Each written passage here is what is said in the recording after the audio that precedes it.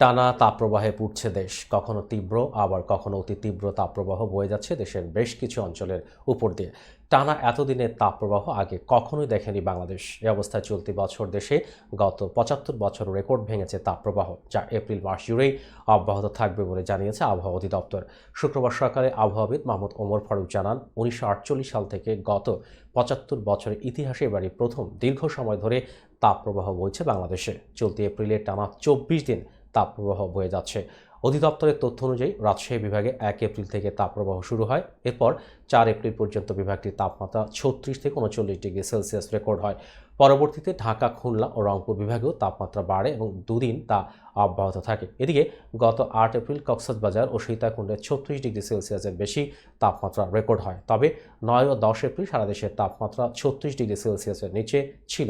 এরপর ১১ এপ্রিল থেকে উষ্ণতা সারা দেশে ছড়িয়ে পড়ে, যা এখনও অব্যাহত রয়েছে। টানা অন্তত দুদিন তাপমাত্রা ৩৬ ডিগ্রি সেলসিয়াসের বেশি থাকলে তা তাপপ্রবাহ হিসেবে বিবেচনা করে আবহাওয়া অধিদপ্তর।